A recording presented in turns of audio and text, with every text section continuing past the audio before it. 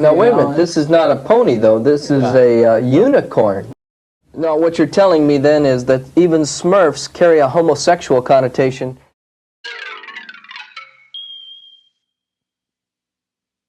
Welcome back to the toy room, everybody. Or should I say, welcome back to the toy room of hell. Today's part 3 of our look at these two fools telling us how the devil made toys, cartoons, comic books. I don't know. I think they see the devil in everything. But now for part 4, they're going to tell us about the evil ways of Kenner Star Wars toys and the three-fingered Yoda. They're also going to tell us about the evil toy lines from My Little Pony, Rainbow Bright, the Care Bears, and more. So let's go back inside the living room with the cheap TV set and the plaid chairs. Do you see the direction that the cartoons are going and the comic books? They're showing Jesus Christ as defeated and crucified by the occultic powers. What's the deal with the other guy? Not the one talking, not the Doug Henning looking guy, but the other one. The Tom Willis looking one. He looks like he's about to fall asleep. His head goes into the frame. Like what's he doing? Sit back, look. Christ as defeated and crucified by the occultic powers. He looked like he's been possessed. Well, these guys did say if you bring a TV, toys, and cartoons and comics into your house, you will bring in the devil. Maybe that's what they did. I mean, they have more toys than any kid I know back then. And they got a TV set showing the cartoons. I think the devil got into Tom Willis. Or, Phil, what is it about Ken and Barbie here? Well, obviously. And Tom is really excited when he saw those Barbie dolls, wasn't he? He wanted to just take them from Doug Henning and play with them. You could tell he couldn't stand it. He wanted to play with these Barbie dolls. Or, Phil, what is it about Ken and Barbie here? But he's probably told his whole life from his mom, don't play with Barbie dolls. It's a sin. Boys don't play with dolls. But you can tell how excited he was. Looking at the two, they're perfect American dream type people. You know, Barbie is absolutely perfect. Perfect body, perfect hair, perfect clothes, perfect car, perfect house. She has the clothes, the house, the car. Barbie has absolutely no blemishes except for Made in Hong Kong stamped on her rear end. We get it. Barbie is perfect. Perfect everything.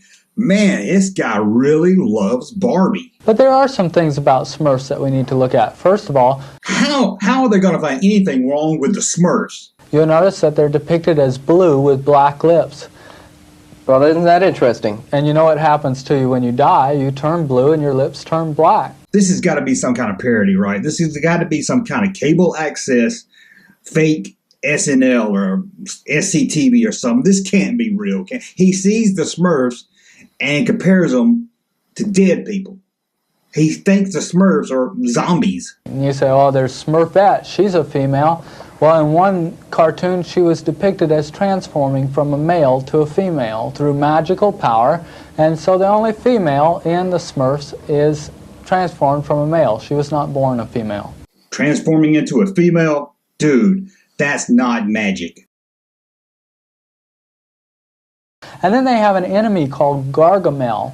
Now, Gargamel, in a recent episode, I saw him draw a 5-pointed star, the pentagram, on the ground. Oh no, a cartoon's drawing something on the ground. Oh my God, oh no. He lit candles at each point, which is an actual witchcraft practice. He started to dance inside the pentagram, chanting a magical chant. At that point, a book opened up across the room, and something left the book and entered his physical body, giving him power to levitate and to do battle against the Smurfs. This is a grown man, right?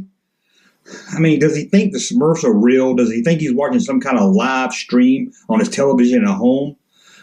He acts like the Smurfs are real. He acts like he's got this live footage of Gargamel doing a spell.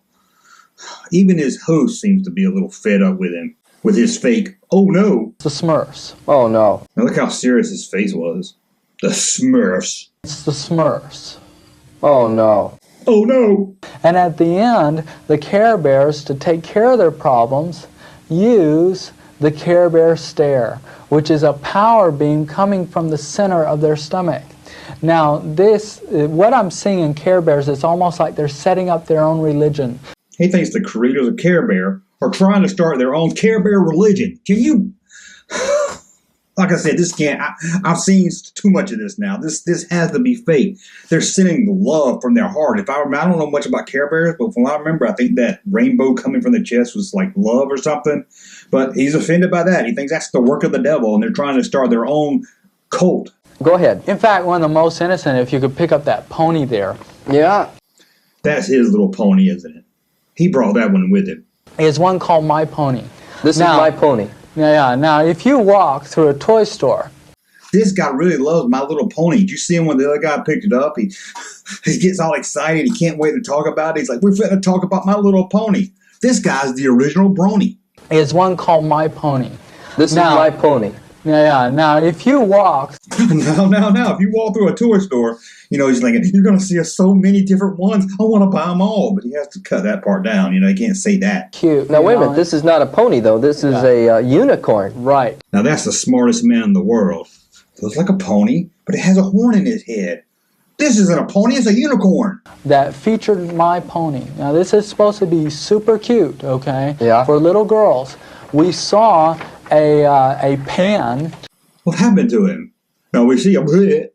We saw a pan.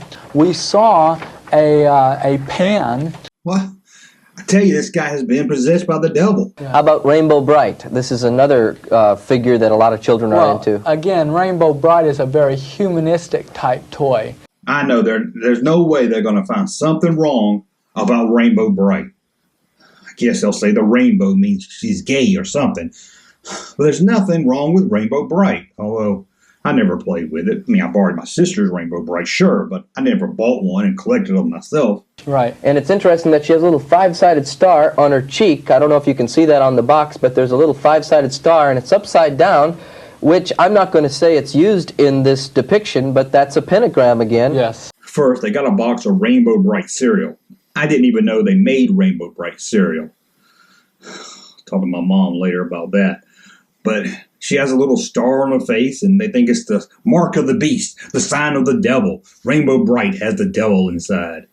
These two people, I swear they see the devil and Satan everywhere they look. I don't see how they do or watch anything. But you know who's really responsible for this? It's the people who are supposed to provide the spiritual priesthood within a family, and that's the fathers. Always got to blame the dads. Always our fault, right? Always the dad's fault. Because we've dealt with everything from occulty cartoons to toys to innocuous little figures to the new craze in comic books, and I'd like to make those available to you. What? All these toys and stuff, they're going to give them away to the kids? And they're telling us how evil they are? Did I hear it right? Well, Phil, now I think a lot of this can even go back, if we might divert, back to some of the movies that have been coming out, like Star Wars and the Jedi, Return of the Jedi, and so forth. This guy always acts like he doesn't know what they're talking about, but you know he does. In part one, he was talking He-Man. So He-Man picks up a sword and says, power, Grayskull, I have, by the power of Grayskull and so forth. He does it throughout the whole thing. You know what it is. You know it's not Star Wars, Return of the Jedi, so forth. Well, this is Squidhead. He's from Star Wars, and as you know, Star Wars told us that the Force would be with us. And of course, the Force is a word used by witches down through the centuries to describe the power they receive from Satan. What a fool. He thinks Squidhead has the Force. He thinks he has powers of Satan or something. These were actually taken, this was taken from a Norse god who looked very much like him. Yes, it looks a lot like Darth Vader. I wish we could go back one slide and look at that Norse god, but we can't go backward on these. Whew, I didn't know Darth Vader looked like a Norse god. I'm going to have to Google that and see how close it was. I mean, maybe that's where they came up with the whole design of Darth Vader. Maybe I actually learned something in this video. Let me see. No. I don't see anything at all that looks anything like Darth Vader whatsoever. And Obi-Wan Kenobi, and there's a form of witchcraft called Obi witchcraft, in which chanting Obi, Obi, Obi over and over again releases the power into the witch's lives. Obi, Obi, Obi, Obi, Obi, Obi, Obi, Obi, Obi. Now you have the power of the witch inside you.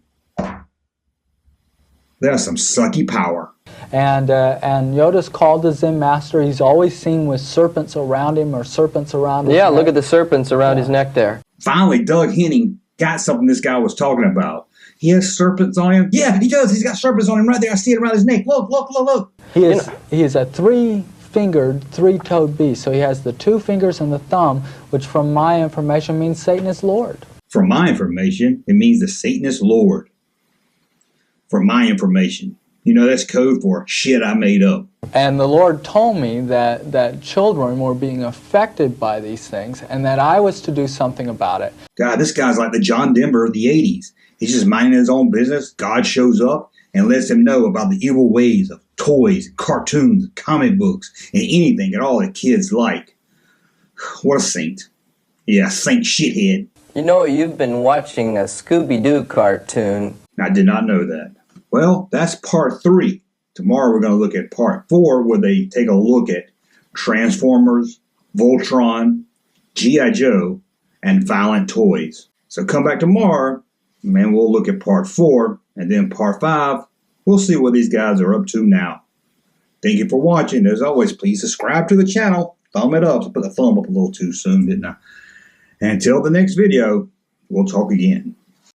These things are occultic, they're accursed. They teach the children to get into spells, into witchcraft, and to serve demon powers. And demon occultic pagan religions are the mystic religions.